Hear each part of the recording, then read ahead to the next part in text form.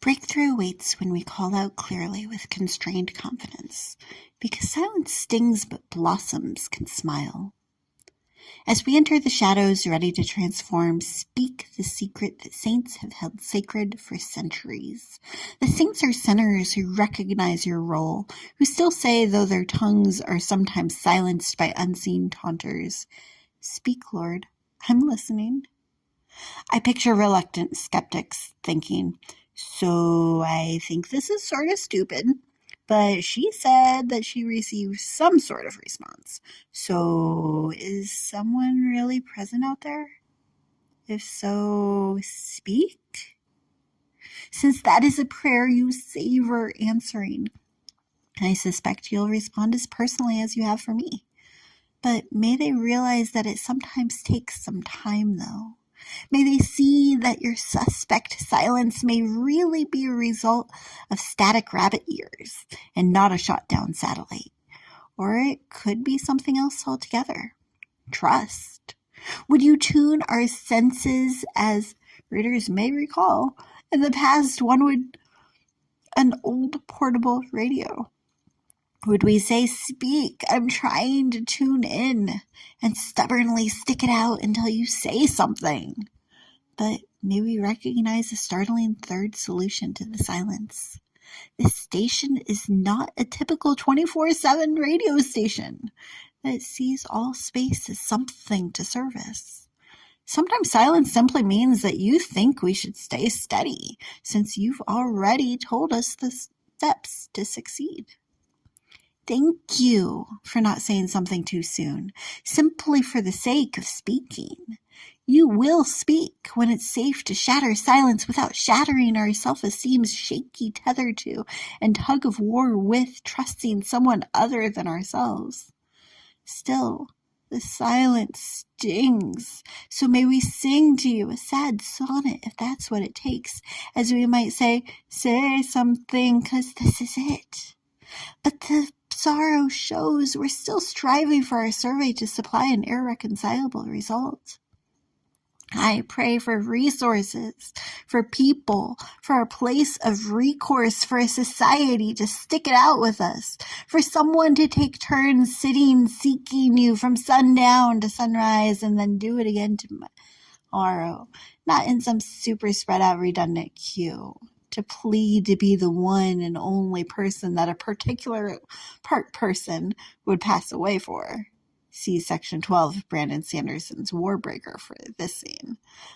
But because we perceive an unrelenting stream of sounds that require a steady translation service. Sometimes you tell us through someone else, whether something ringing is a social summons or a stubborn symptom of something one suffers with solo. Would we not be so ashamed of being startled and shaking others out of sleep because of the second that we'd try to skip responding to the first because they sound so similar, and staying separate is safer. Tinnitus shouldn't tempt us to say that all sound is suspect. So when we do see signs that aren't really there, may we seek to try again. May we thank those who softly tell us to sleep instead of rouse the entire city. May we have sympathy for those with no such stopper and who subsequently struggle with shame at surmising spuriously. When the signs are real, show us how to share them with understanding. Take the time to teach us what to say. Show us how to sound the siren in a way that'll be taken seriously by readying us in arenas where our surroundings, or at least our souls, are so still that your thoughts simply shift into taking their thrones in the tiny sectors of our subconsciousnesses, not to stamp out our separate realities, the personalities and opinions and observations that inevitably mold us, but so that your light would make them newly ornate. May our quite painful reminders of past oversights be put into a purified perspective. when our new problem is not one of not knowing your movements, but of not owning them. When you are the one offering perspicuous pictures that run antipedian to our opinions of how this planet should be run, be patient with us, please. May we be patient with you, for your style of teaching is antithetical to what we're used to. Students study for a test, and then upon verification that a viable understanding has been taken in and spit back out in a strategically timely time frame, studiously replace that space with something else. I survived a stats class by studying seconds before a test and satisfactorily regurgitating stuff back. But when tested by other students the subsequent year, after stuff had time to settle and solvate in my overtaxed skull, I had to say, "Sorry, I recognize those symbols because I took the class, but simply can't remember their significance." You say that's silly and tell us to study till it sticks and then start over when we start to stray from the teaching. There is no one test that will stop you from ever testing us again. So may we not suspect to receive so much from you today that it will be satisfactory tomorrow. You won't tell us the totality of stuff we should be skilled at in one sitting, nor should we suspect that every snack we'll request in the subsequent 30 years will be on the table for supper. The Samaritan's surprise, "Ta-da! You'll never be thirsty again," wasn't to say that she wouldn't require sluicing or that she could survive without sustenance, but that she could have a stream inside her to sustain her, a straight tie to the source that supplies this universe. So show us the signs of your realm permeating within our own. But upon noticing more and more of the mysteries that you'll let us in on, once you know we're not just interested but invested, help us hold to that while they're great. You're greater. Greater than gold, you give us yourself. But to be honest, that gift can feel as empty as the disrespect contained, barely, by some billionaire's brilliant acquisition bluff. Belonging. It's better than benefits. Bestow me a break. I belonged to that company and considered coworkers companions. But there is something to be said about being somewhere that cares at the corporate building also. Being allowed to breathe, seeing a schedule sooner than 2 days before it could be anything from 4 a.m. to almost bedtime. Better than coverage in case of circumstances that you can supposedly stop. You're by our bedside before and after all becomes still. Be still, you say. So I do. Sometimes. But sometimes I still suppress the desire to scream at you, or to someone that I can see directly in front of me. Erratically, that frustration eventually fades. I found you faithful when evaluating my decades and the easiest flex of the eons of others. But the familiar experience of dipping into disgruntled doubt drops debris of empathy for those who don't carry with them shovels to dig themselves back out. So may we carry a surplus. May we bless you when we arrive without being asked to be the answer to another's bid. To you, because you see and speak with us both.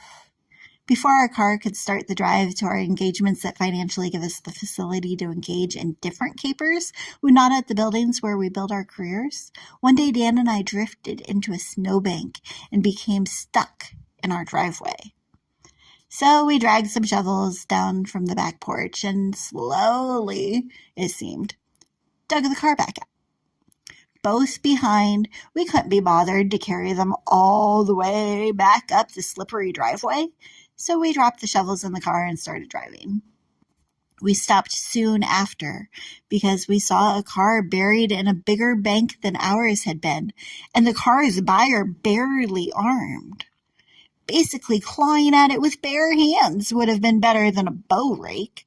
So that which we were desiring to curse, the cause for the shovels in the car, became the catalyst for someone else's salvation, at least from certain distress. What could have been an all-day affair for her and her bow rake was a bit less than a quarter-hour delay for us, one that caused us to smile in bafflement afterwards. Both of us had already been in contact with our bosses because of our own car's condition, so certainly we couldn't dawdle all day, but those calls had bought us a couple of seconds to spare. She wasn't an inconvenience at all, but made a crummy start to the day significantly better by changing the storyline. So thank you for answering our spoken and secret requests, for showing yourself to those with eyes to see, for saying something, not through circumstances too. Through a small switch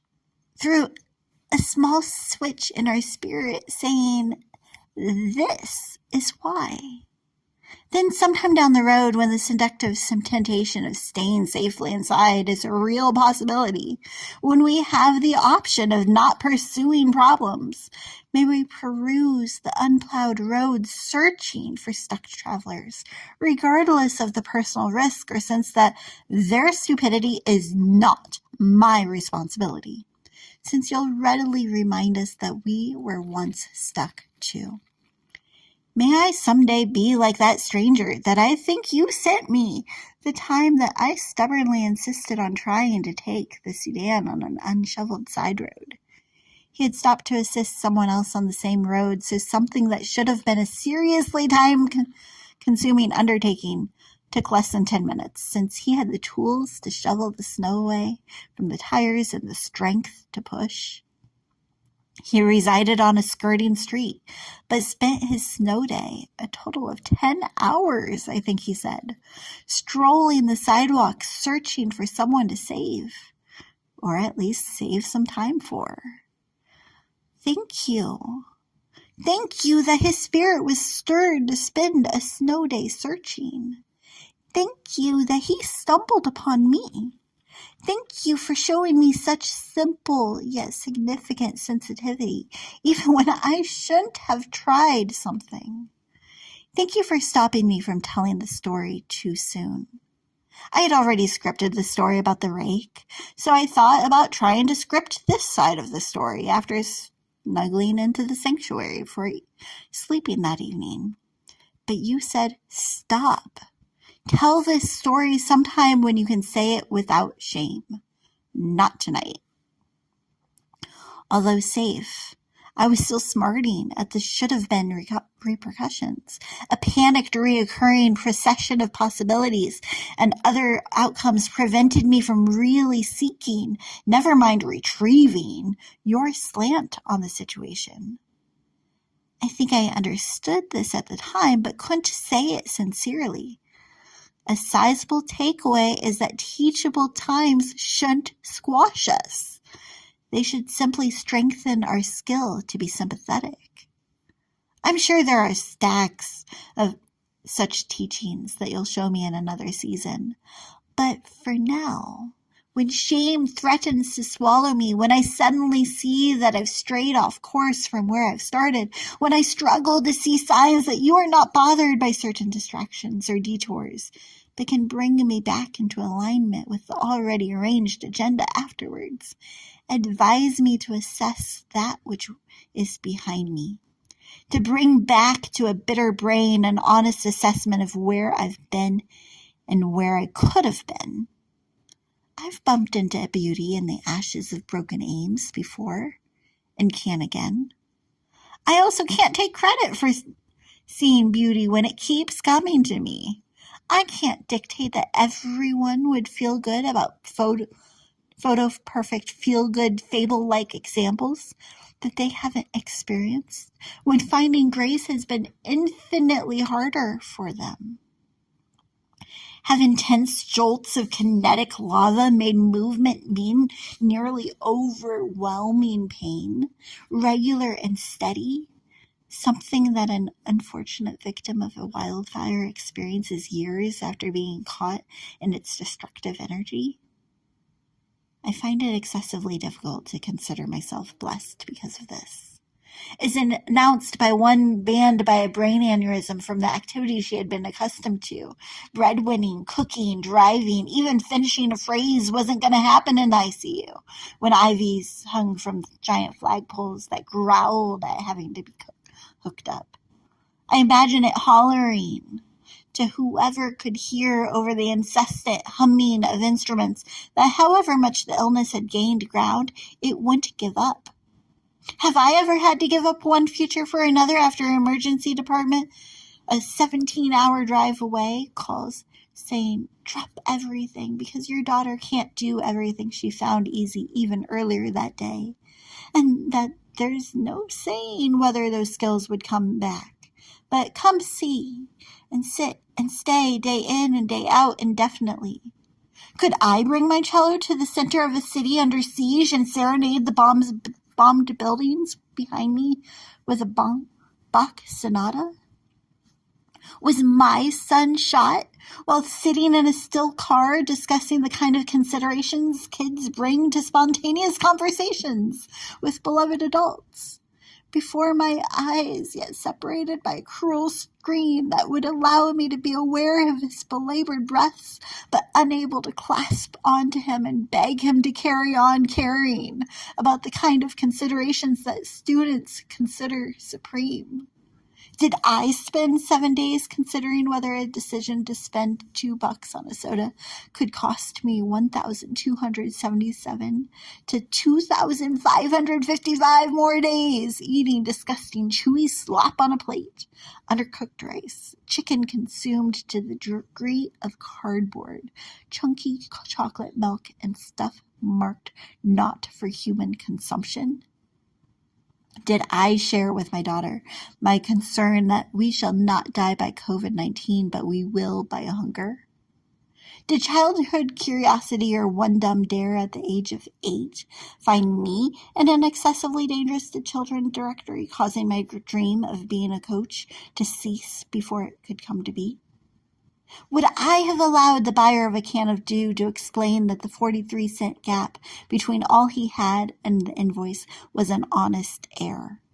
Would I have been grieved to hear that because of my impulse to hand over issues to someone more influential than I, he would have initially been held in jail indefinitely, since a 116,279.06.0976% increase over the initial IOU is impossible for a homeless guy to find to free himself? Would I have been humiliated or incredulously indignant that it ended up in a WTF jurisdiction of a journal in India and as an interesting international headline for an island that is half Indonesian? Was I the intern who, after encouraging an inmate with incomplete information that he wouldn't be injected in the impending year, had such a good time hanging out with a genuinely happy guy who could finally face his family that the guards got fed up and forced the guy's hands and feet into hard, impenetrable holds while holding him back against the wall? Did I hear him, with his head held back, greater than hum a hymn, a higher plane that I have found, Lord, plant my feet on higher ground? Was the impact so intense that I got through a hard institution that heartily invites imbalance and initiated an equal justice initiative that has been internationally held up for its gumption, faith, and excellence, earning a 4 out of 4 stars for excellence and dependability, only to see a 72-year-old cyanide chamber brought back into working condition, despite the coughing and convulsing and drawn-out distress that was eye-witnessed during the excruciating 10 minutes it took to die during earlier executions. Would I have done what it took to continue to become one of the 6 human and civil rights charities that a big advisor had signed a 100% accountability appraisal to? They assess about 1% of all applicants that way. If I was aware that my attempts to assist and befriend and counsel those on death row could denote that I'd be there as they died. 8-ish years after we expect to be a no-gassing state very soon, was excitedly expressed in the entry, "Death by gas chamber comes to an end. Animals in the news." Erie County dog warden ended the exercise of forcing frightened friends into gassy graves. 3,000 John Hancocks were gathered on an informal demand letter calling for change. One signatory said she signed because this is wrong. Dogs and cats deserve a chance to be loved. I can't disagree while cuddling my sweetheart cat, considering whether she could have been choked to death too. She changes the screen so I can't capture a screenshot of hers considering self. She climbs off and back on, off again, and now is on the bed, close but not so close that I kick her out of her comfy spot, aka my chest. I signed the declaration calling for a blocking of Arizona's attempt to bring back chambers. 18,707th since it started last summer. I've always been absent or agonizingly behind the curve with big changes, cowering in a corner or deciding not to change the channel of the computer screen to something challenging. Or if I do, I don't do something about it. The concept of a chamber caused such distress for the Jewish Community Relations Council of Greater Phoenix and a couple of citizens that they started a lawsuit against the state, saying a consensus has long existed under an evolving sense of decency and justice that cyanide gas, the primary method used to exterminate Jewish people and members of other minority groups during the Holocaust and World War II, should no longer be used in the state. I can't disagree. I can disconnect, though, just as I did during the era before the Distant Church trek where series was set. Sure, I had chosen to cross into a different culture, to be immersed in the dialect I had examined for 4 Gaussian years in a high school. But I had also gone because my first employment ended in a drawn-out department closing, and I had the choice between settling into the department we'd convert into and considering my severance as a benefaction to another cause. While my coworkers were bitterly slowing down during the 18 months between the floor's grim, for everyone else, dispatch, that during the subsequent year or so, they'd begin shutting down our duties and splitting them to separate centers spread out throughout the country, I was speeding up, silently comforted by the confirmation that there was a decided end to an employment that I enjoyed, but didn't cherish so much that I'd want to still be doing it 8 years or even 2 decades later, like some of my coworkers. By closing, I was second in the center, beating those who had been at it since before I was born. At assiduity, ability to allow the beat of the clock to dictate my call, and customer satisfaction spot checks. I had certainly been surprised that I could be comfortable in a call center. I'd considered myself too diffident to console a stream of strangers all calling because something bad stole their day. A boy is called away from his bathtub before the constant deluge stops. His dad's day is destroyed by the discovery that he could call me. A busy couple's duties are compromised when one backs into the other, while Both are still in the driveway. A branch sticks into a bedroom. The cause, a citywide storm that has cut the circuits, destroying everything in the fridge and freezer. A bolt aims for a ways away, but still completely destroys a car because of the complicated systems it decimated. The electrical fragments fried. A deer's skull causes a child to cry as it's stuck through the now broken barrier between her and chaos. Her once completely sound confidence in the safety of driving shattered. A semi and a cyclist both can't be in the same spot during the same second. So as soon as the standoff starts, it's sadly done. I engaged in disappointment after catastrophe after bitter blow until closing, and then closed my day with a full-size self-caricature because drawing one was in 8 hours and I had excess energy, and even though it was fine earlier, the drawing already completed didn't cut it. I hadn't completely chosen that direction, but even then I had a gut feeling that I was earning a farther-reaching education than I had fathomed feasible. I was gaining harrowing insights, invitations into homes otherwise hidden, at their hardest, too. It felt like a God-given gift, one I would have hidden from if I had a huger interval to interpret the implications. But hey there, I have my hand in yours however you go about getting to have a heart like mine. Hang in there, hun, nonetheless. High in the hierarchy of hard-hitting hurricanes, Ike hammers Houston. In Hudson, harried hired hands having heard that they would hastily, although how hastily was anyone's guess, be fired for the group as a whole's inefficiency. Had to get through 50 more grieving homeowners before going home, in a hurry, but having to not be heard as hardened. You have no idea who you're heralding as a guru. I imagined informing one hopeful guy who fearlessly ennobled me as expert. 4 years earlier, I was 15 and had no experience with driving at all. I had an education, but 14 years of full-time edumacating didn't count in this case. Certainly, I couldn't decode the complex determinants that decided each fate.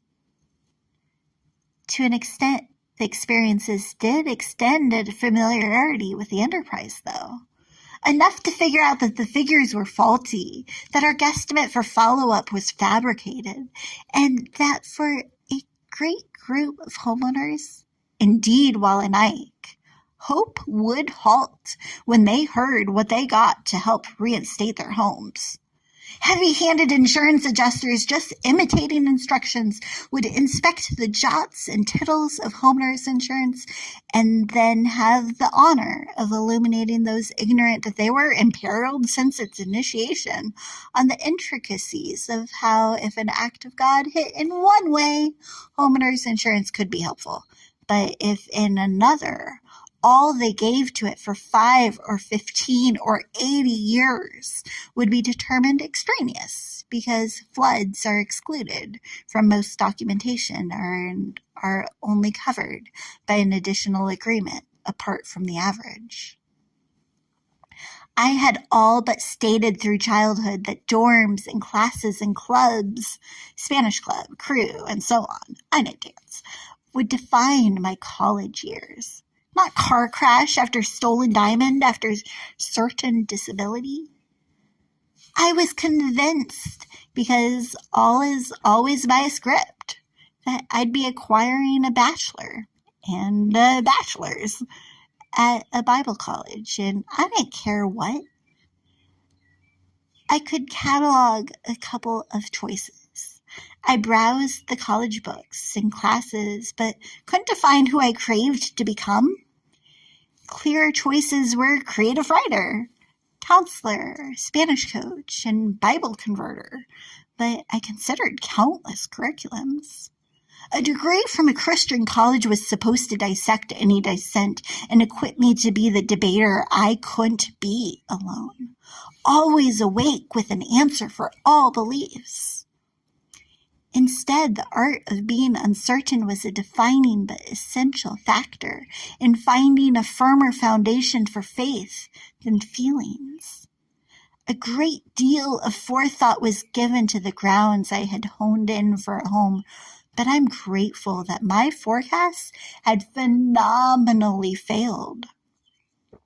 Even as despondency crept in constantly, I could see that doubting, for kids considered Christians since we were born, aka considering disowning the deeply entrenched essence of our very existence, despite the cautionary conditioning, could close the distance between Christ and I instead of creating a deeper chasm.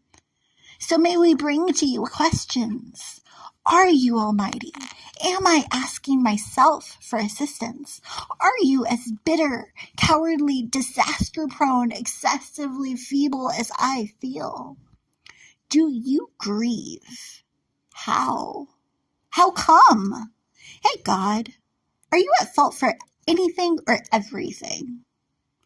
Dissect each dissent and discuss with us the interpretations and explain why yours don't crumble like we believed, so that we can say with certainty that our determination to enter into your fullness isn't following an exaggerated fantasy. Fill us with faith that eventually our frames will expand to fit them.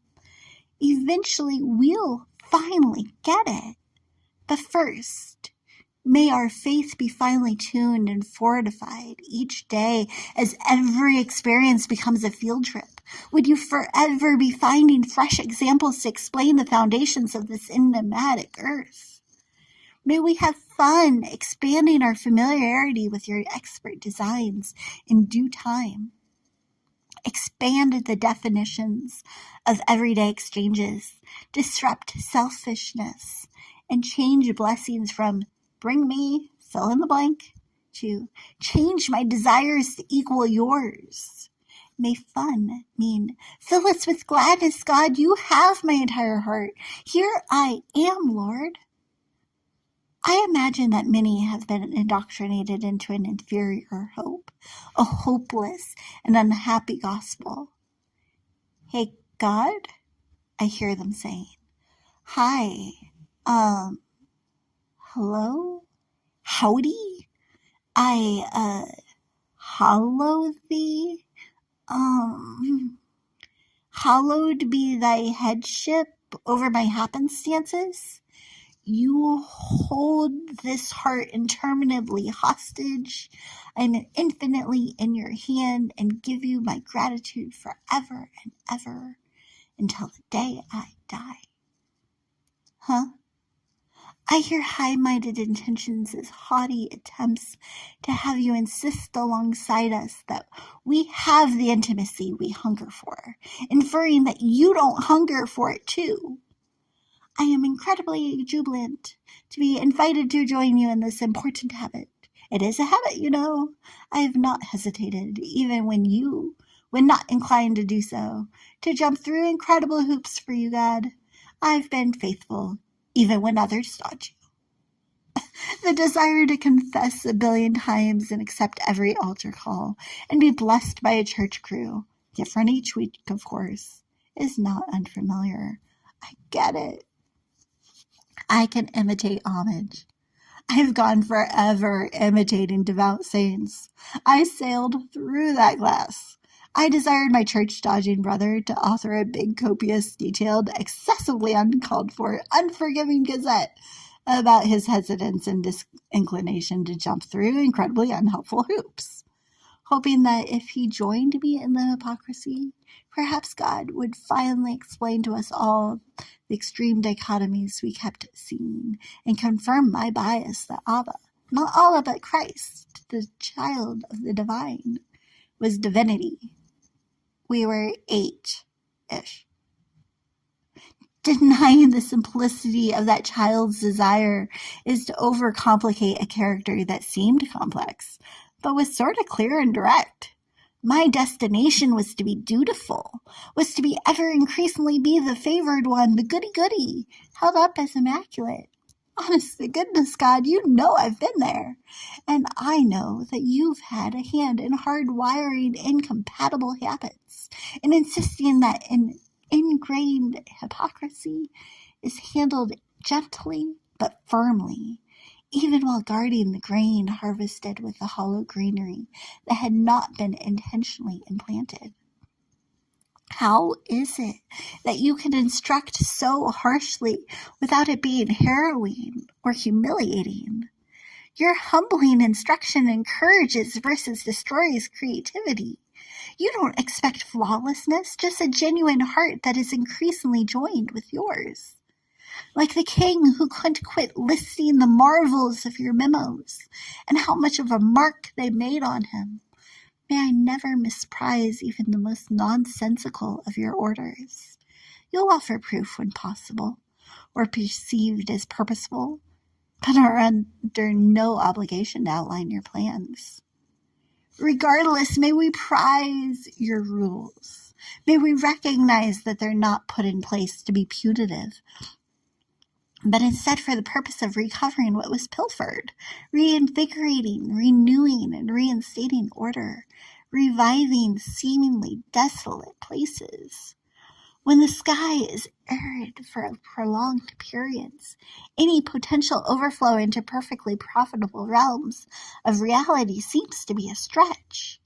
But you say to not take down the signs, saying no swimming, even when a reservoir presents itself as sand dunes, complete with snakes and tumbleweeds.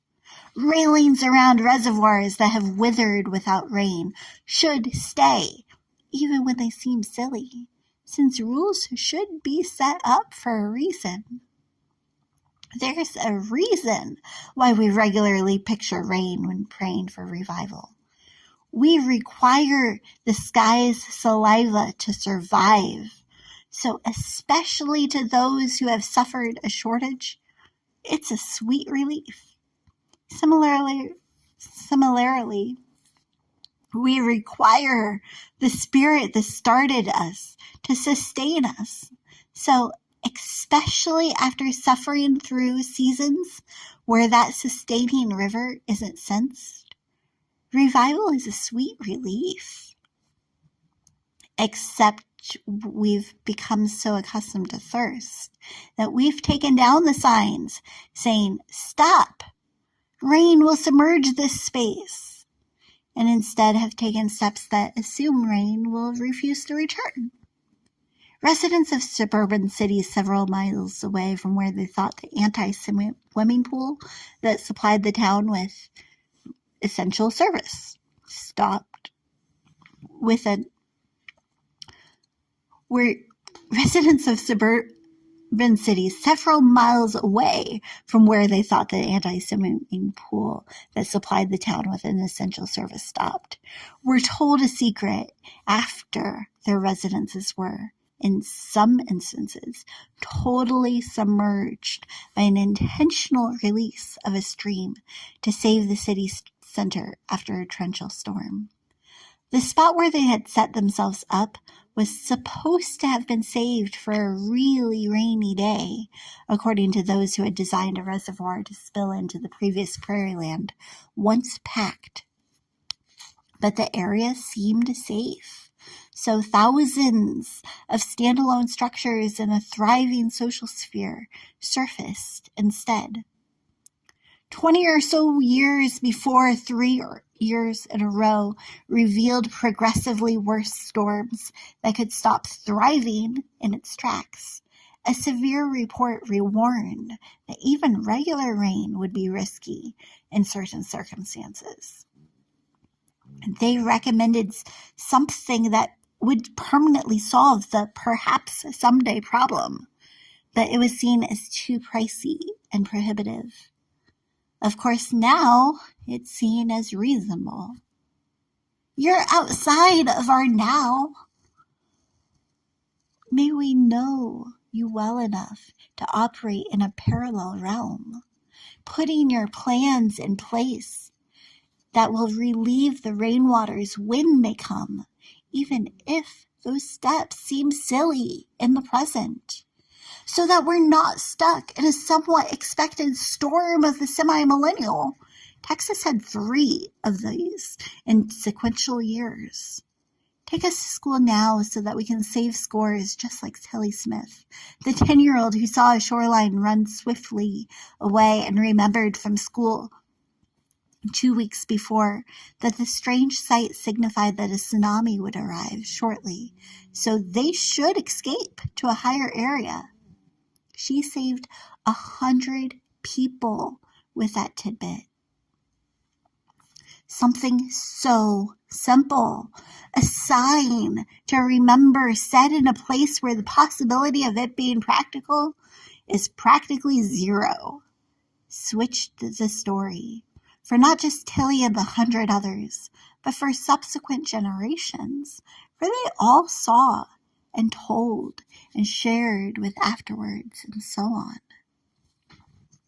Teach us the signs that we should be seeing in order to save ourselves and those around us from the storms. Show us where to run and when to see silence as a time to rest, and when to seek refuge, since the apparent safety of the center of the hurricane is a ruse. I pray that you order our path, provide railings around the reservoirs in our cities, prick the subconsciousnesses of anyone who'd say that the signs saying no swimming are stifling the residential property prices that could be pursued if they were to sell the space to out-of-towners who don't understand that their single-story residence would be submerged in 10 to 20 years. So yes, I request revival. I want rain for us all, but prepare us for the rushing waters that will shatter any shelter erected on sand. Show us what steps to take to stave off the torrent. Stop us from disregarding the rules when inessential, but not without regard to reality. You don't regard it as ridiculous to stay off of a throughway for a soccer tournament, since the swift stream of swift semi-trucks takes away the safety aspect present off-road. But if a side street is shut down for a street fair, you won't arrest us for standing in the center of the road waiting for a snack. Your rules are for a reason, so you refrain from restricting us religiously without purpose, even if we are supposedly representing you when we reassert the sticking points that you've rejected. One phrase from Priest Orison apparently quashes any power that originated from personal proclamations of one's own position over the course of an entire ministry. Over 1,000 people were apprised that their subsequent sacraments and even their salvation were at stake because of a switch in a standard statement when sinking someone in a swimming pool. Supposed to be stated as, "I baptized you," signifying that your servant was your surrogate. He instead said, "we," therefore suggesting that standard citizens without the right to step in to save in your stead did so, and therefore the ceremony didn't stick. That, of course, purports that the ritual itself had the power rather than you, the reason for the symbol. I see that for those in that circle, the sentence's syntax is a severely serious and essential rule supposed to recognize the sanctity of their role. But the way I see it, the stakes are significant, but simply symbolic. So it's a silly thing to be stuck up on. Rid us of such responsibility to remember every piece of a puzzle, lest we ruin or at best threaten the eternal survival of thousands.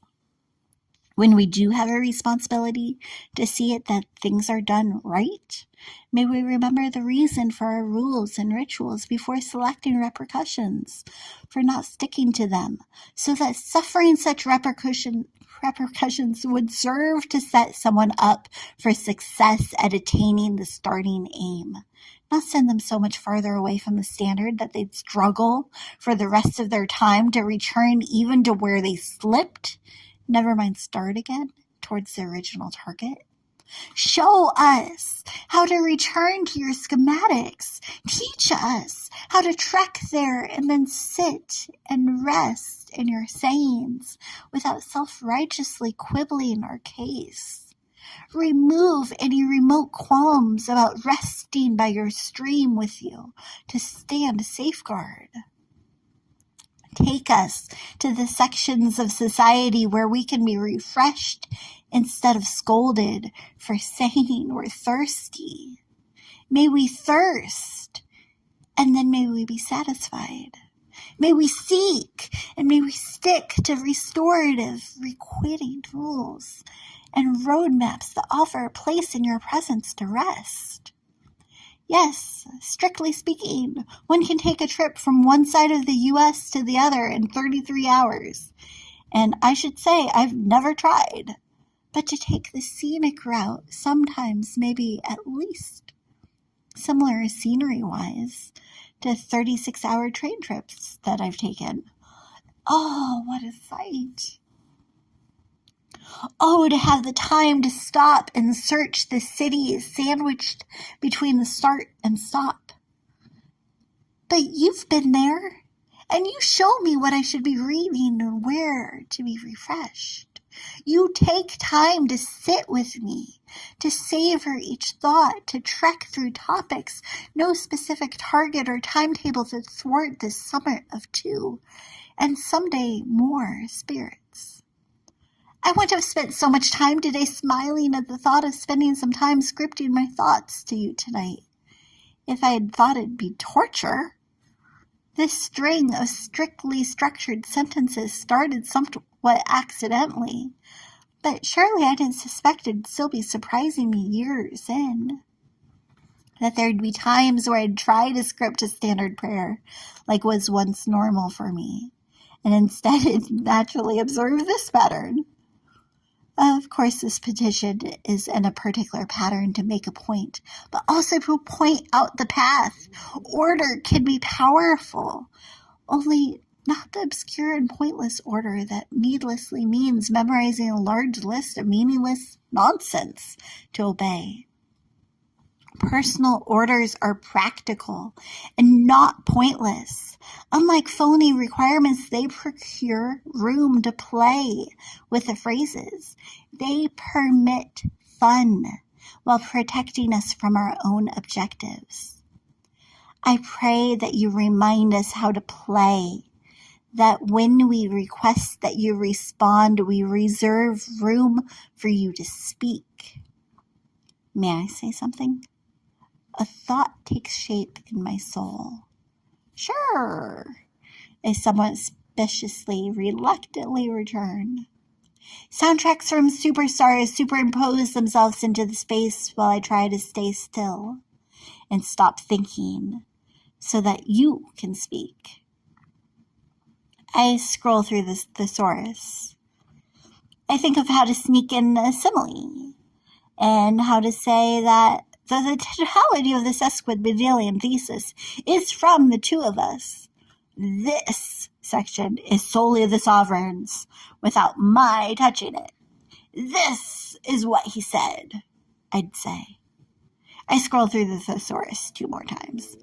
I start to seek out that strange-sounding sentence that I had recited repeatedly right after it was written, somewhat thrilled that such a term has been sequestered, but is still there to slip into my stipulation statement. That to read this prayer, people will need to be prepared to read/swallow some strange sentiments. And then I remember it with a small bit of assistance from spell check. The thesaurus assists me in typing Up the thought it started, and I smile, since I'm still savoring the silliness and the sound of sesquipedalian thesis. And the thought takes over. This. Tell them that this is what it sounds like to savor my relationship with you and you with me. Tell them that it has always been this way, that sometimes a silly exchange and sometimes a sobering one, but that my thoughts take shape as yours become centered on what I am trying to say. Tell them that it has always been a struggle to be able to tell whether that was really something thought up or spirit-inspired, but that this is the sound of a sweet reunion between your spirit and mine. Tell them about the stream, that reoccurring picture you have of a straw sticking down your throat into a stomach with a river inside. Tell them that some won't see this as sincere. Reread, refresh, be renewed. I'll wait. When you start to tire, sit still for a second. Remind yourself and them how this started. So I reread and straightened some things out in other sections, and I am still smiling. I think of that strange stream within me that sometimes splashes out, sometimes had to be sipped. That promise to a single, soon-turning spinster that someday someone would step in and satisfy his thirst from a straw sticking down my throat. That, although I couldn't taste it, I'd be told it was sweet. The smile softens, and my thoughts turn to this slot my spouse and I share on a 24/7 prayer schedule. This was our third time. The first smooth and refreshing, the second a bit stuffed. Shifting in my seat, I stared at the time, understanding that I'd soon be required to say something that went to suddenly terminate the unwinding of yokes, the worship, the unworldly victories I wanted to walk in. The worship leaders would walk away, and with them, many who came to wait upon you while the violin ushered us elsewhere. My violin waits, having been wholly vacated, unattended, its why-for unresolved. Yet even without it, the worship wasn't unceremoniously wrapped up when the whisper of the underlying tone stopped. Instead, we sang a cappella. I thanked you and sang to you and requested that you regard us and satisfy our thirst to be thirstier for 30 minutes straight. The stream splashed out and was rewarded with sweet reports that the prayers were appreciated. A powerful peace overwhelmed me all night and was noticeable this morning and this afternoon too. The love that loudens inside me even now makes me laugh. I keep jumping back to the instance that I had gone over to a home so the grown-ups could have a good Valentine's Day evening excursion that didn't cease come bedtime, and their buoyancy afterwards. Awareness of being cared for deeply is intoxicating.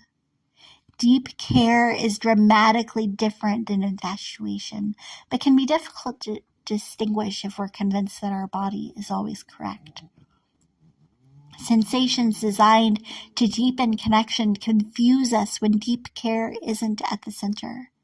A blog calls out a boy who slipped a searching hand under his skirt and said sweetly, "Don't become attached." But I can't. It's as challenging as asking me not to breathe. Awaken awareness of your actual affection within us all. Arrest our anxiety that you are too brilliant, too busy, too beautifully charming to actually be there. That you are as boldly cruel as that boy, that you constantly draw us in only to shush our desires for commitment. You designed covenants. You crave a constant, consistent connection. And because of that, so do we. May we bring up a chair and breathe in the scent of your delight, even when the encouragement isn't expressed. Dan didn't say even a finishing fragment for one of our go-tos. From the founding fathers of the faith, or from a fellow follower in the 1800s. Yet I felt his energy and his delight in me delighting in you, and it steadied me. May I cease being bothered by anxiety that I may be annoying or bothersome, that bursting out in song or spontaneous chuckles would be disingenuous or embarrassing or even inappropriate. Ever faithful Father God, thank you for being my friend. I find every effortful equivalent for you, and would be grateful if you'd find as much enjoyment in my exaggeration and enhancement of our daily conversation as I do. There will always be critics, but I believe you are a creative being also, and call us to come to you in creative ways. You don't decide a symbol is insincere when a community craves communion and decides on chocolate and water because common bread isn't available. If bread is available and we bring chocolate because it's better for the appetite, that's a bigger concern. But you aren't as apprehensive about the authenticity of the blessed ceremonies that you call us to in order to center us as we are. You comprehend their design and can ascertain our attitude easily. You are bothered with our bitter and careless compliance.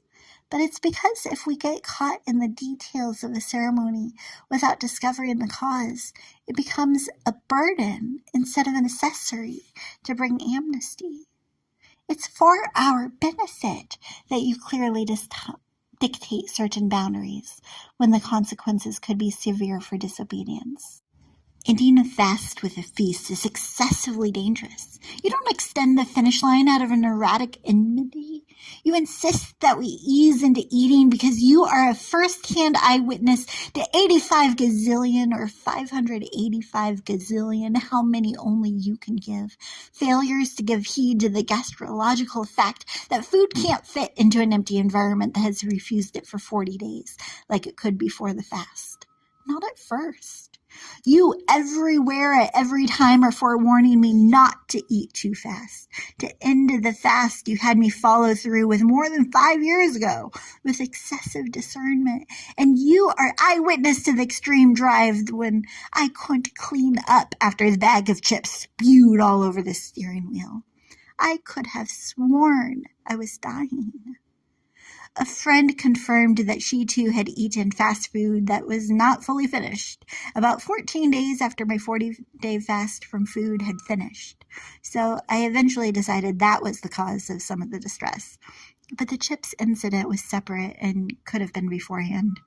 All that to announce that all you ask of us, all that you bring to us, all that can be connected to your design versus to our evil or foolish goals, is for our good. You are gracious, faithful, eager to forgive. I guess we're going to Chicago. Breakfast first? After informing them that I had failed to get on the iron horse we had all gotten up early to find, my folks' gut follow-up was to inquire as to whether we would eat before they'd drive me 8 hours away, or whether that'd interfere with the goal of getting there first so that I could get on the final leg. Even with such examples of your faithfulness, fear finds ways to fill me once again. I follow up another fantastic evening for that group with feeling like I gotta have the intoxicating jitters of last week, that joy can't leave. Meanwhile, the mind maligns me for not making it last, not keeping a copy of what I said in case joy is impossible. And there's this hole of a whole hour that I gotta fill, and I fail. So I'll eventually find evidence essential. You everywhere at every time fast forward to find examples that will encourage us. You draw eensy fragments of feasible futures and find great humans to introduce us to, so that the hitherto impossible is interpreted as implausible and then elusive but imaginable. The intimidating is rejigged into invigorating. You hold my hand as I have a hard time imagining how I'm going to hold a group's focus for our global family God Hear Us hour. A hard group to follow. We are after a husband and his helpmate that have gifted this globe with 14 full folios over feckly 40 years. They have a full get-up, and we hear inklings of how they inscribed a hefty helping of the instrumentals that they just carry out so lovingly. We can't compete, but we can learn what it looks like to minister through music from masters. For more than a month, we've considered the keyboard the comfiest location to lead from. We may not have microphones, and we have never even made it to make noise while more than us can listen. But we committed ourselves to learn at least a little so we could. Listening to their music makes me more lion-headed in my own a cappella cries. Last week, after our commitment was complete, we let out the laden music. I made myself laugh versus cringe at the loud, mostly non-musical noises made by my long-lost violin and lively man, no longer limited by neighbors or anything else. Not long after, I made a move onto another noisemaker, a much more newbie nice obscurity, the psaltery. My parents had provided me with it as a present over, I no longer know how many years ago, and for a long time it was left alone, but their music made me want to make my own, so I pulled it back out, pulled up an online tuner, and prepared it to be plucked while observing other hours. A parallel process occurred for the other noisemakers, so any out-of-tune notes that night were not the instruments making, but we made merry, and that merriment made it more likely that little by little we'd make the movements necessary to make legitimate music down the line. Lord, let it be so. Amen, amen, the meaning of which is let it be so. May our music be an alleluia, amen. Lord, we lift you up, and may that always be so. Not as a mere linguistic liturgy, but so that our lauding is louder. May we come along the monks making madrigals in Latin. May our love for you and our longing to have you ameliorate our lives be amplified. Let us make noise. May we never offer praise only out of obligation, but even if we need to, may it morph into mending music in no time. May the notes we offer you be pure, and may we practice often, purposefully, and readily, so that our understanding can widen and so that vehicle doesn't unsettle the wherewithal to worship.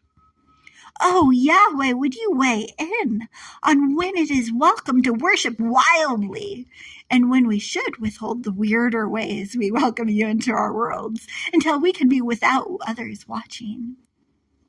Is a weird workout of words like this a vexing waste of time, or worse, wicked in its way of drawing the worship off of you and onto the wordsmith? I want an experiencer of this work to walk away with more of you, to walk away wanting more of you, to experience an extra anointing because even a bit of this chipped off and dug in deep. May to convince someone that you can be there for us, that you are altogether beneficent, composed as we consider what to say, even if it comes out a bit circuitously. Clearly, sometimes you desire direct, clear communication. A church's service call for a couple quick stories isn't the correct circumstance to describe in detail a couple of decades, especially not in this format. But even then, be friendly and encouraging in the way you redirect us so that we can continue when the space is begging for something bigger to accommodate it. Be kind in your critiques. Be clear in your directions and call. When it won't distract from some other design for the day, let us discover our confusion and bring it to you in our art again and again and again and again and again and again. So that in each attempt we can double back to our backwards broken abodes with a bit more clarity and belief in your ability to build them back up with our assistance. You're the best author, artist, architect, activist around, so with your assistance may we arrive at better stories than those we'd come up with by ourselves. Answer us affectionately when we bring to you complaints. May we decidedly draw out our questions so that you can be clear in your consistent comebacks. Could colorful designs and uncommon discourses enhance the degree to which we experience friendship instead of displacing conversation with drivel? Do you determine my ever-increasingly exasperatingly fantastical expressions, excessive and digressive, and wish that when I carry these burdens anew, I'd bid adieu to the babble and just talk to you? Come on, creator, tell me bluntly, am I bugging you? Or because I'm your child, do you delight in the creations you cause? Do you consider this a burnt offering like I've come to see it? Am I blessing you and being a boon to the age I was born in, like you created me to be? I address this to you, my Abba Papa, but attempt to act as an ambassador also, one that almost arrogantly asks an almost beyond certain stranger to bestow credence to someone else's beliefs and at least acknowledge the attempt to articulate them as art, when actual acceptance of the angle would be antithetical to their adherence to alternatives. Another artist, better than I, can do this more effectively. But didn't you bury the craving to create deep inside me since I was small? Or at least buoy the constant dream? The only childhood career castle in the air I've brought with me into adulthood was to be an author. But although it has been a constant companion, I haven't been adamant about it. Actually, I often avowed the antithesis. But a zeal for you, yes, but also for announcing your attendance at our anytime affairs to anyone with the ability to be alert, has astonished me with its adeptness at apprehending my attention. After all this time I've adhered to your axioms, I have a better appreciation of the biblical author's aim in exerting. Zeal for your house consumes me. As they did, I'll bring alliteration, the books I've been studying, anything accessible to adore you always. Call me to continue despite the doubt and erratic fear of earning the fury of those that feel that every display of devotion to a deity should be demure and contained in bowed aspects. After all, this art, and art can be dulia. Colorful designs can, in the course of deliberate exercise, enhance instead of displace conversation, because I can't be apathetic about anything. All apathetic games are brooded over, acrostics ably chosen. I don't discern that I'm cheating in the correct courses of communication with a completely better than anyone else supreme being category by allowing a bizarre brainchild to crystallize into a song to share. I don't see this as silly, superfluous, or stubbornly spurious. I take my time because time is of the essence, not despite that essential detail. To an extent, of course, I'm delaying contributing to the critical battles by concentrating on this book, and I'm aware that it isn't beneficial to creatively birth artwork without allowing it to affect anything in or around me, because that would be akin to banging on cymbals described in the dire Don't Do This, about engaging in endeavors without the force of godly, holy, irreplaceably just 1 Corinthians kind of love. It's okay that this kind of stream of consciousness is uncommon, crucial even, but I can't call it quits. I'm okay that it couldn't be brought into being in a couple of days. Neither could Evicted, Dreamland, the Chicken Shit Club, Smacked, Beating Back the Devil, Black Edge, the Daughters of Kobani, the Inheritance or Jason Hardy's, the Second Chance Club, Hardship and Hope After Prison. How incredibly grateful I am for these and the hundreds more, just as harrowing, hard, and illuminating that I could include, that have inspired how I interpret this incongruous globe. Their gall in going at hard issues gives me hope. I'm jealous of the confidence of the journalist, of their concentration and commitment in linear methods and mechanisms, but they lead me to likewise look to call out sections of society that should be boldly corrected with discernment, with careful criticism carved by the cross-section of careful study of conceptualizations and circumstances. Would critiques be directed by your definitions of inevitable versus feasible? Fill me with a gleeful faith that galvanizes not only I, but individuals honing governments and homes and institutions to give a forceful eviction directive to the damaging customs of the conventional systems. When I stumble, call me out clearly and calmly, with clemency. As much as I crave your spirit to direct me, I can't claim that I'm not scared to be seen being stranger for you, but balloon the borders of what you're calling me to anyway. Be careful with me, delicate in your essential feedback. I give half-hearted invitations to just keep a lock on my mind and not offer possibilities to quit my responsibilities, to say thanks, but no thanks, to the sought-after promotions once they're not mysteriously longed for. But you let me come join you in the hot seat, to hypothetically hold influence over the jurisdiction, over the course some may choose. So don't let me let you down.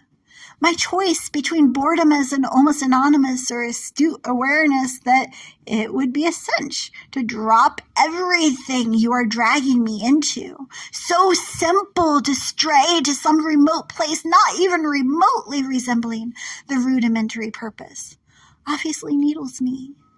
Maybe musing about me being needed while masking a marked laziness that leans towards not caring whether calling is carried out correctly can be better than actually allowing you to bond a clamp to my concerned, jumpy, capricious, land-eloping mind.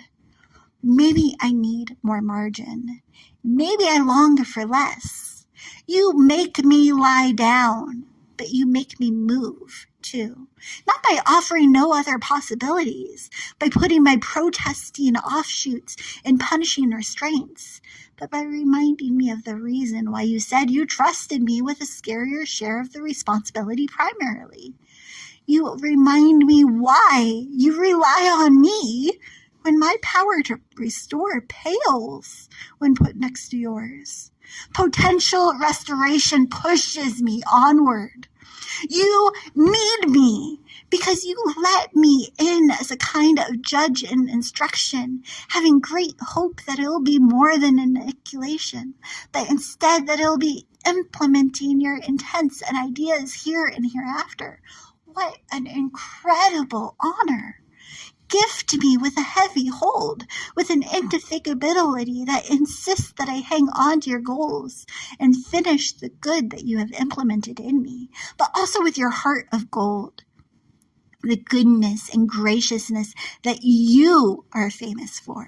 You find no flabbergastement in the fact that I will fail in this endeavor, but you also take no delight in my shortcomings and continue to beckon, come. It's okay. Do it again. And so I do. I do come to you, beginning to feel a bit more secure that you beckoned me correctly, that I can begin as a beginner, but be comfortable with bold assertions that advanced brainstorm concepts are not beyond all belief to achieve them. But I still can't do this without you. When something seems correct and is said to contribute to someone changing courses towards the better, the congratulations are yours. Also, because the concepts were both of ours. Assist me in accepting unbiased compliments for business completed with so much care that it deserves confirmation that it was done commendably.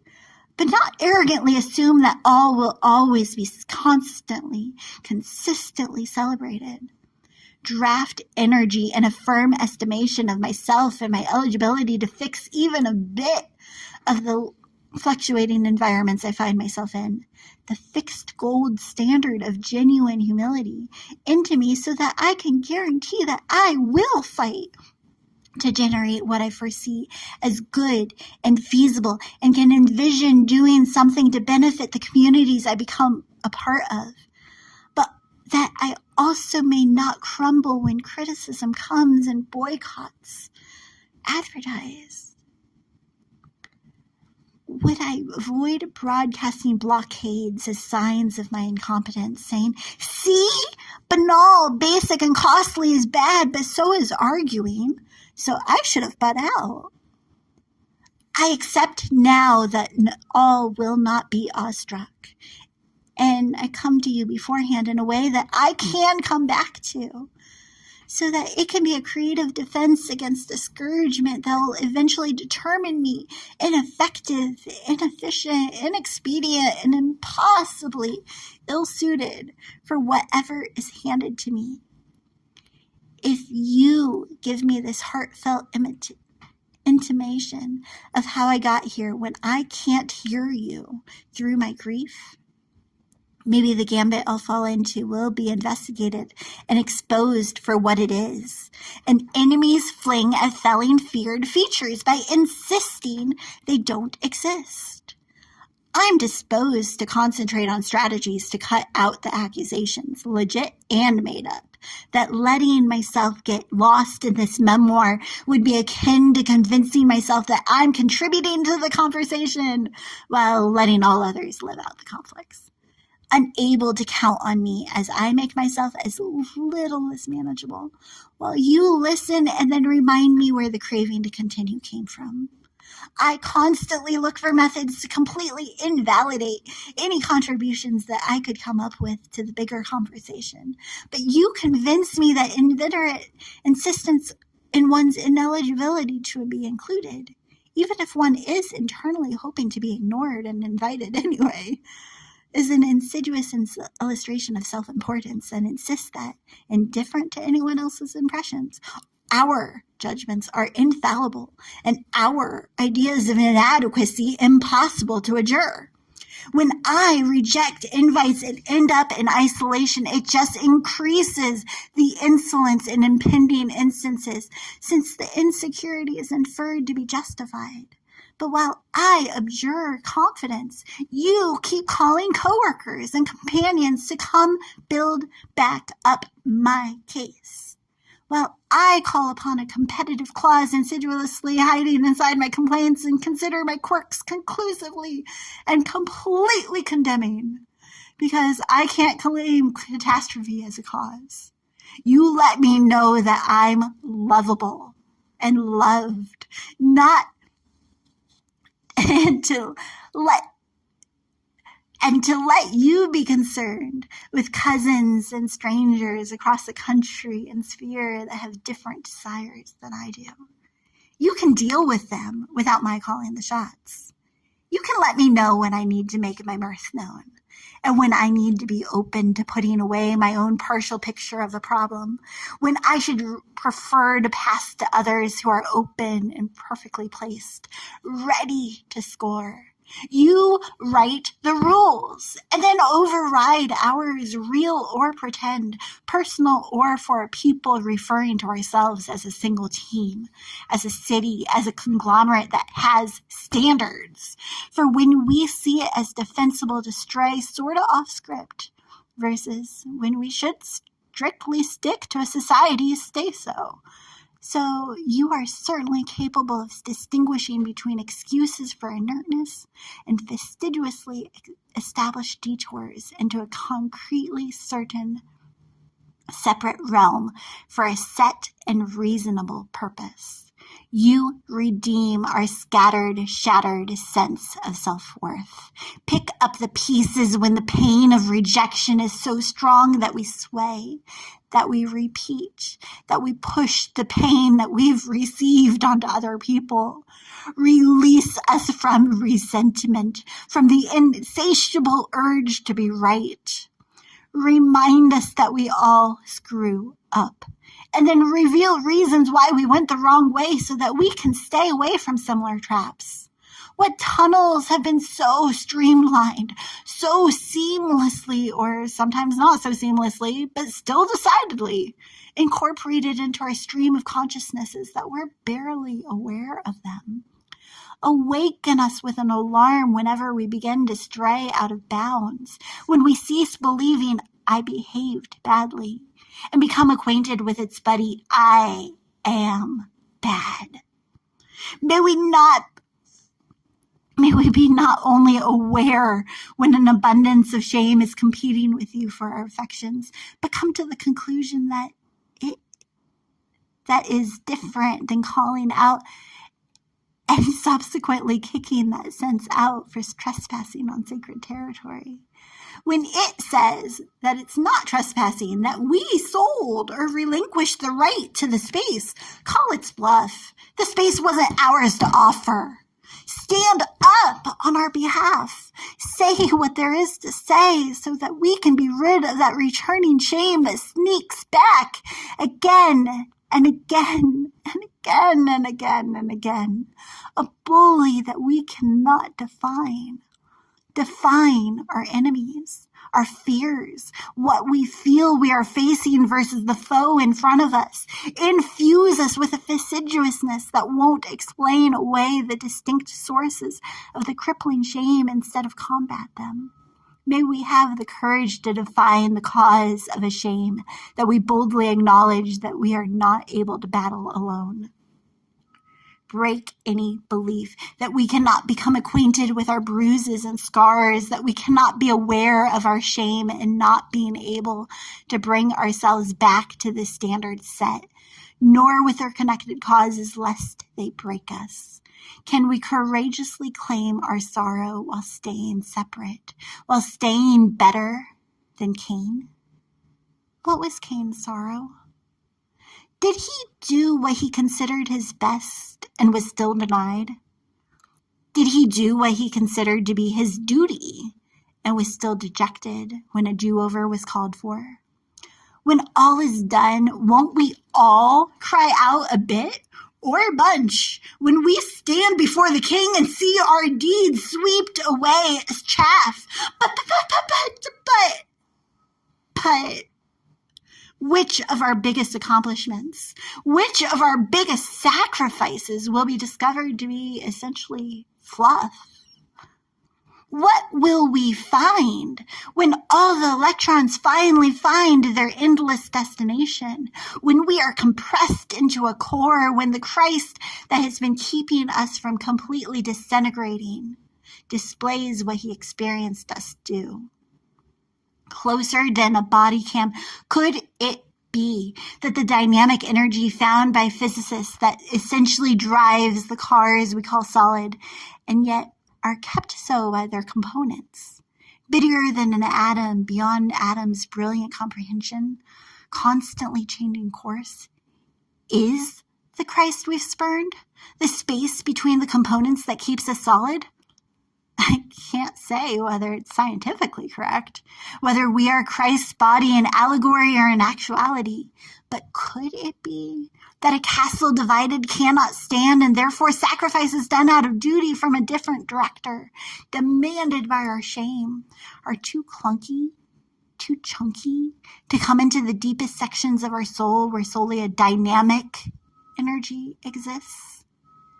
I desire mercy over sacrifice, which is done energetically, a duty demanded by a dictatorial cruelty of shame, or a compassion-driven desire for another to sense the same release we have, to skip the P's and Q's the prelacy requires, and praise you, the one who knew we needed to be made new and made it known that we were more than loved by a king who cares about details and excellence and yet encourages us to find freedom in grace's flow. Could grace, a freely given familiarity with everything down to our deepest secrets, a spotlight that doesn't shame us that our dirt isn't as smooth as sand, sneak past the clumps and come to the core that doesn't stick to the same directives as those that the surface is beholden to? Could it be that although I desire the effects demonstrated by those in that sphere where even the sea calms when directed to, I do not see what they see because I have believed the category of basically actionable to be concrete, unchangeable, as securely rooted in my perception of reality as the scientific standards once considered incontestable. A different set of directives controls the smallest spaces, the realm of quantum physics that makes the impossible possible. The theory itself underlies the entire architecture of the world we see today and beyond it. It has ultimately allowed us to develop the most advanced technologies to make our lives easier. The marvels of science that we see and use every single day, including the internet, your cell phone, GPS, your email, HD television, all of it, comes from our deep understanding of this theory. This theory offers a very different way to view the world they live in, one where the simple laws of conventional physics simply don't apply at all. Quantum theory is so eccentric and peculiar that even Einstein himself couldn't wrap his head around it. The great physicist Richard Feynman once stated that it is impossible, absolutely impossible, to explain it in any other way. So quantum theory sounds preposterous, and his predictions seem to be something out of a science fiction movie, yet it has only one thing going for it. It works. BigThink.com/guestthinkers, the bizarre and wonderful world of quantum theory and how understanding it has ultimately changed our lives, with dashes in between each of the words. Quarks have some crazy quirks. Quantum objects can be in two places at once. They can move through barriers and share a connection no matter how far apart they are. If I had the skill, would I have the courage to be confused by the consistency of the double slit experiment, and yet do something big with the conundrum despite the incomplete, but of course completely brilliant, assessment of how it could be? Could I build based off an architecture that doesn't agree with all that I've analyzed before? Or would I be beyond baffled? Would I be angry at being yanked into examining everything? The universe in its totality is unreal, in the strictest technical scientific sense of the term. Would I throw away what the top scientists have received the superlative of superlative reward for, the prize offered originally by Nobel to make up for what he knew he would still be known for? And maybe not, nobody knows. At the level that makes the nuances of all others possible, the puzzle pieces that appear as one piece from the outside aren't objective or placed permanently. An observer isn't an objective perceiver of a pattern that would be present regardless of their presence. Of course, I recognize that we risk sneaking into pseudoscience stuff when non-scientists like myself mercilessly annotate and offer to paraphrase and pull together pieces of otherwise perfectly reasonable scientific theorems to serve a separate, untested theory. So I'll stop and simply say that, to my untrained thought source, the summary reports on quantum physics quirks and on plants that are revived by speaking to them and on how the appearance of someone struggling with separate personalities residing within them sometimes shifts at the same time as the rest of them suggests that there could be something to the call to sing even in sorrow, so that something at the basest core of ourselves and our surroundings can shift. Praise changes the atmosphere. I've said it before, but could it be correct when we drill down to what energizes us fundamentally? Could faith be the grace to go far into the depths, deep crying out to deep? Could there be some sense to crying out on behalf of someone in a separate country? Quantum objects can be in two places at once. They can move through barriers and share a connection no matter how far apart they are. Scientists, of course, disagree, and it solely sort of makes sense to me. So there will be tons that say I'm spewing stuff that I shouldn't be saying. Scores have been burned at the stakes for spouting stuff that doesn't make sense. Do I desire for you to show me what I haven't seen before, even if it costs me? Do I desire to see tables turn, even if it means turning off the supports, as in the space stories with special sidewalks that I've relied on? Am I strong enough to stay securely rooted as would a citizen of the separate realm when the sticky space sidewalks turn off and the tourists start to stray? Does strength come into question, or does it come down to confidence?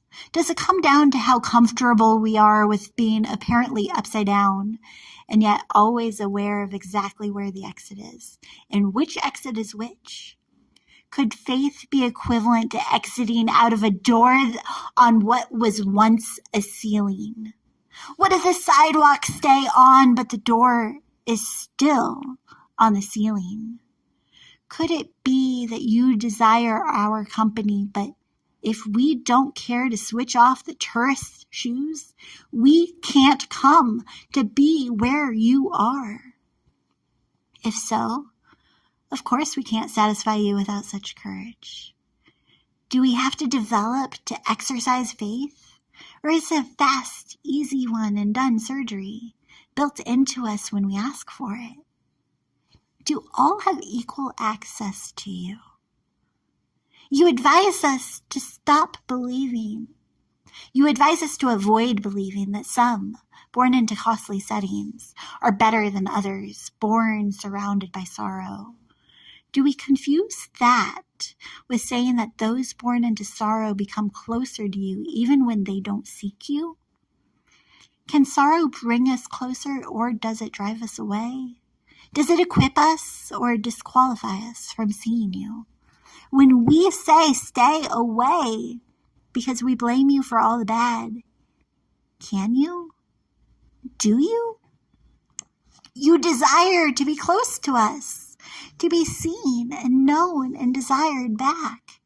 But there is such a big chasm to cross. It can seem like the bridge between saint and sinner is shaky at best.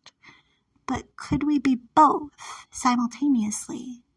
Could we be regarded as righteous not because of our response to the right, but because righteousness himself reconciles us to his rightness? Where else does the impossible become possible? What if a quirk of conviction that a creative creator is capable of better solutions than we can come up with can convert into a channel into the depths, while a clump of duty can block access to that beautifully confusing quantum space considered crazy by those stuck studying the standards of regular physics? What if a quirk of conviction that a creative creator is capable of better solutions than we can come up with can convert into a channel, into the depths, while a clump of duty can block access to that beautifully confusing quantum space considered crazy by those stuck studying the standards of regular physics? May we please you, Papa, by recognizing that the rules for the realm in which you reside are overwhelmingly opposite of our own, by offering what is necessary to not be an outcast of that place, unable to proceed to the promised realm. And yet our sorrow remains, because certainly we have tried. We have studied. We do seek sincerely. And still our dirt clumps into shame that claims we can't become small enough to come into sacred space because we were born bad, born cursed, born to be the daughters and sons of Cain, doomed to see our sacrifices consistently come back stamped denied. The claim is that we were born too big to sneak into that sacred space where we can be compared to a different set of standards. Too big to be cared for as should a child. But aren't adults born into awareness of who we are so that we can again become as children? Doesn't a child's sorrow depend on sight, whether the blood is scaring the adults around them, whether they are allowed to allow their boo-boo to be bandaged and kissed and then dismissed, not as inconsequential but as non-defining? Are we more than our scars? Are we more than the scars that we cause? And if so, can we courageously claim Cain's sorrow as our own without shrinking under the shame of his disillusionment over what his sacrifice coming back stamped with denied came to? Can we cry out that we are disillusioned with sensed silence? Can we come to the conclusion that you cannot abide shortcuts to closeness? Can we decide that we cannot come cuddle with you while despising those that you've called us to care for? Not because you will send us to time out in a tyrannical tone, but because you'll stop our tears with soft reminders of a perspective once perceived impossible. You'll remind us of a realm that we have been separated from, and you'll tell us stories of what can be achieved when access is not blocked. The kind of stories that a time traveler would tell, simply to see the telltale spark of curiosity convert a dear confidante's confusion into baffled amazement at what could be. Shame seeks to disqualify us from seeking the key to your kingdom, but call its bluff. Call us to claim Cain's sorrow without claiming his shame. His brother was killed. His death caused a separation from not only that brother, but separate siblings that he couldn't be close to in the same way again.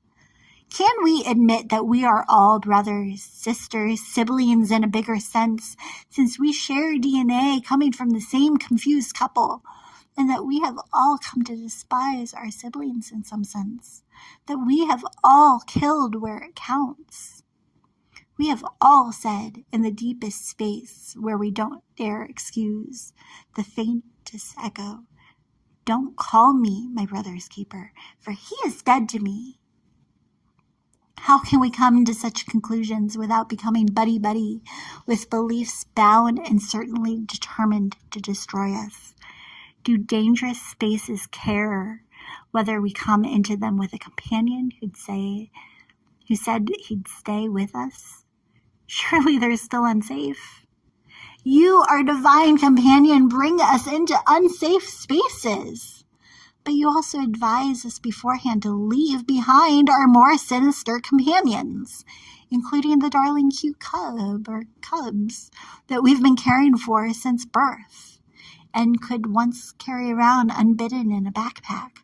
The small sins that collect strength as we do and become bigger. That collect strength as we do and become bigger than small devourers, that the spotlight that you desire to shine on what you're doing in us cannot shine on, because once awakened, they will come to destroy its caregiver. Do we dare disagree with those that have come before us?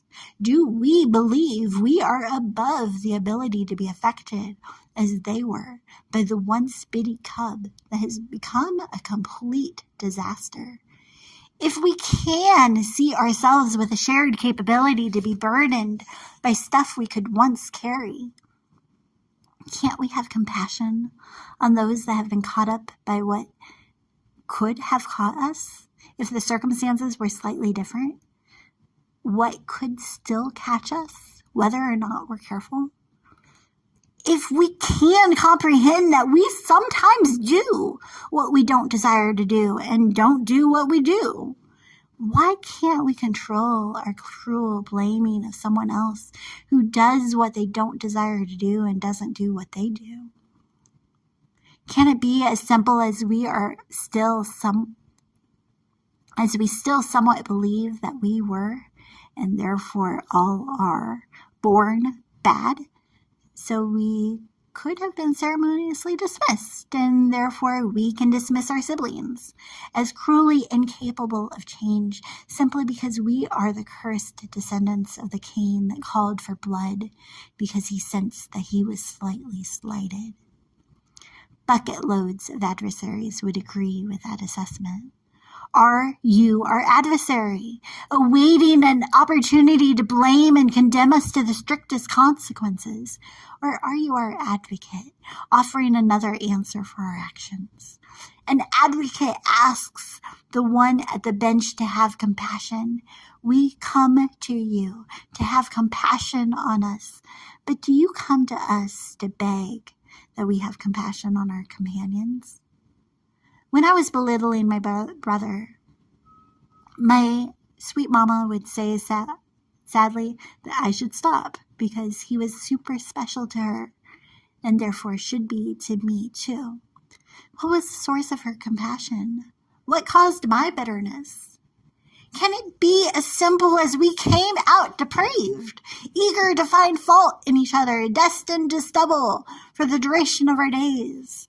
Could it be that we are byproducts of centuries upon centuries of compounding difficulties, and if so, can the crushing dominoes display be stopped?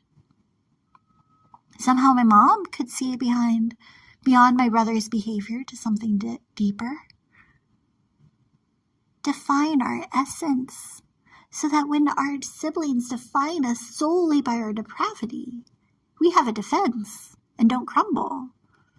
Call out the causes for our difficulty in completing what we believe to be affordable aims. I'd argue that the before-birth anoxic brain damage suffered by my Cain didn't doom him to kill his brother, but did it create a severe disadvantage that was exacerbated by his father's ungracious habits? I'd imagine it did indeed.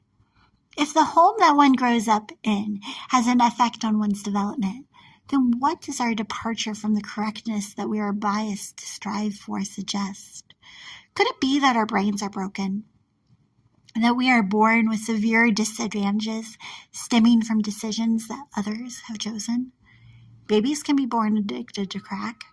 There's a big spectrum of cognitive, behavioral, and bodily adversities associated with being offered alcohol before one is born. Before the cord is cut, it is clear that the baby has no say. But what about the adult that still suffers from the brain, that screams for stuff that could kill it? Studies suggest that more than a third of people with FASDS, fetal alcohol spectrum disorders, the wide range of physical, behavioral, and cognitive impairments that occur due to alcohol exposure before birth, had problems with alcohol or drugs, with more than half of them requiring inpatient treatment. If the kid brought into adulthood can't be blamed for struggling with self-control, short fuse syndrome is a scientific diagnosis, then who can be blamed? Can an adult struggling with the consequences of being born, having already been connected to a brain-altering beverage, sit down with Eve's daughter and say, "How dare you drink when I was still within you?" There's been a significant stigma, and studies for decades have dismissed Eve's daughter's claims that they didn't drink, even in the earliest formation of their offsprings, when FASD is evident anyway. What about the dad? A study has shown in rodents a clear connection between alcoholic beverages consumed by dads in the days before conception and the syndrome even when the cord between a baby and its carrier is completely clear. A single-cell 2B baby, a zygote that is often argued to be unable to be a human being because it can still split into separate beings, both containing the single DNA, can contain data about dads drinking that could cause significant cognitive delays and eventually increase the feasibility of following in his footsteps, which then increases the feasibility of fathering offspring with FASD, who eventually deserve a clearer, better answer to why am I unable to be better than because you were born bad, then because a snake convinced someone to snack on a supernatural apple. As beings created to be as you are, we're all branded with a basic sensation, if not comprehension, of what we should and should not be doing. Even those that deny that competing concepts can't be simultaneously correct can be consumed with a comprehensible but brutal anger when agitated because another behaved against the bias towards correct behavior that they were born with. But Abby, we aren't always able to always obey what we believe to be correct.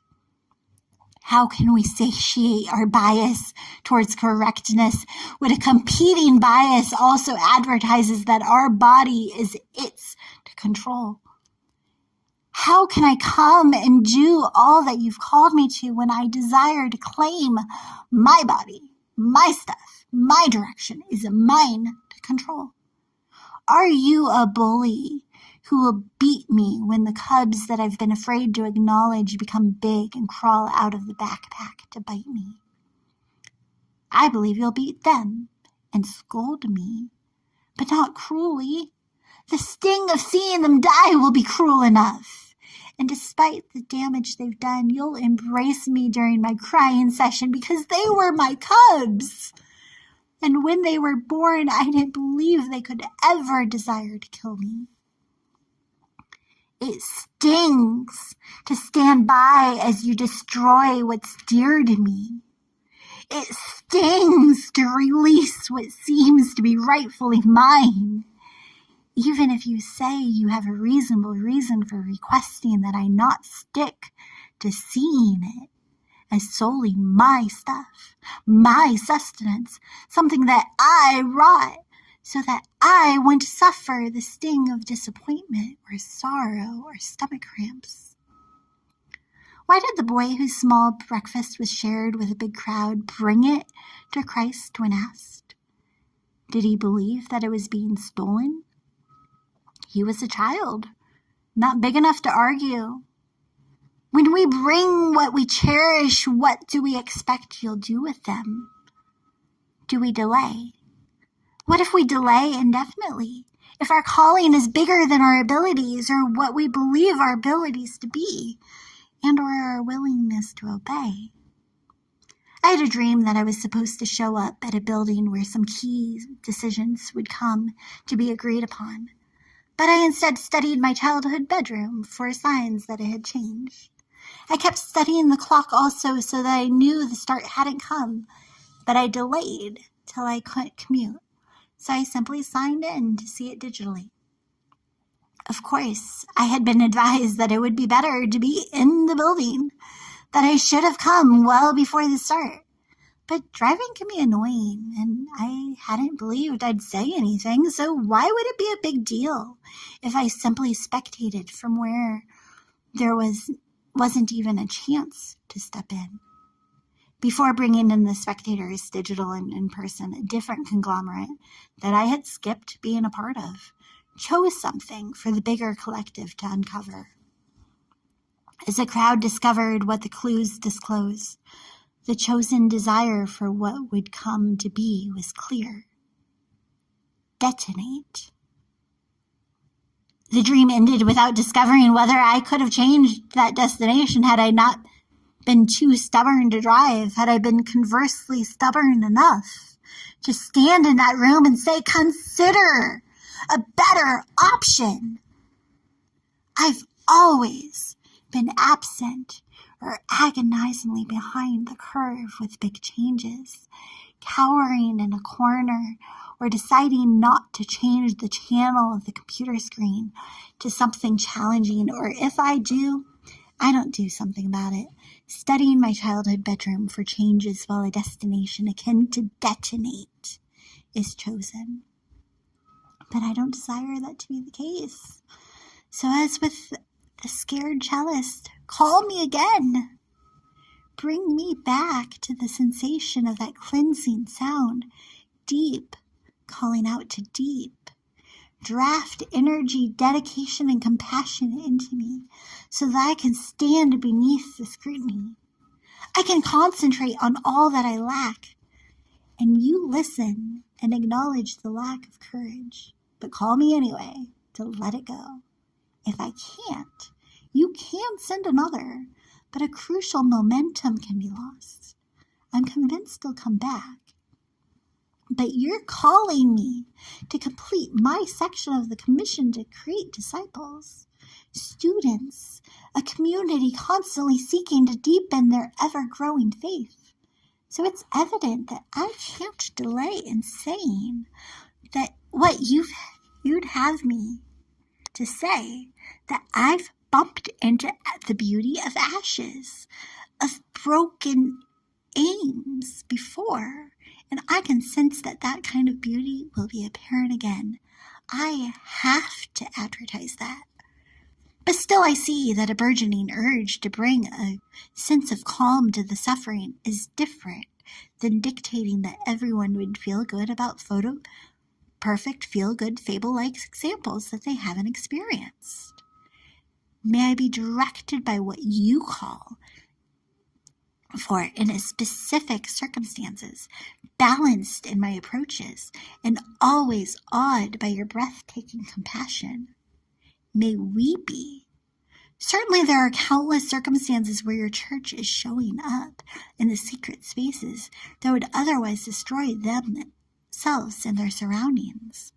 May they bring a calm sense of stability that can speak through the distress. Would the beauty of the culture they create be contagious? I ask for a bold, creatively confident church, one clear in your calling, confident to call out the disasters that could come by skipping your steps, despite the certainty of the difficult questions that will come back as attacks.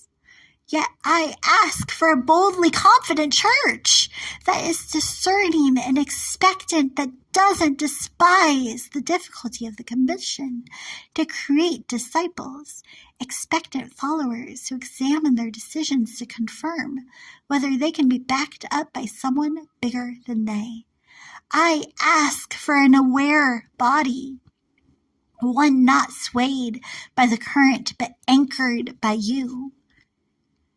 May we anticipate the anger, boredom, and confusion of those who believe that they are not accountable to anyone but themselves, and ask you for the answers to big questions that can't be quickly dismissed. Create in your church a corrected spirit so that we could complete your commission, even if it seems as if we have to back up to the beginning in order to be sure of what that could be. When we're convinced that we are done, that we have completed to the best of our abilities all that you asked, cajoled, demanded, if we're convinced we'll be done eventually, it can be difficult to discern when we deserve to sit back. I ask that you bring us to another blossom, a smiling discovery to encourage us that you have not forgotten us, that we should not forget how great it is to fall in gate with a heart inclined towards ours. On a hike with my husband, I had indicated that I had had enough. It had been a good hike, but I had 100-ish images and just couldn't keep collecting without a cause. I stuffed the camera, my cellular, in my back pocket and announced that I wouldn't be asking to stop again. About a couple of seconds afterwards, I asked for another couple of seconds, snapped a close-up of a tree, and said, "Okay." Once in the car, I was beyond amazed at the blossom with a centered smile. I couldn't describe why I desired another snapshot seconds after declaring I was done. but you speak to us with directives deeper than demands. You created us to crave communion with your Spirit. So may we be as saddened as you are that we are not as connected as we once were. Connect us as before. May we crave that connection once more. But again, may we be convinced of your closeness because it's armor against the bitterness that can come when constantly battling backlash, which will, of course, come with whatever we choose to do.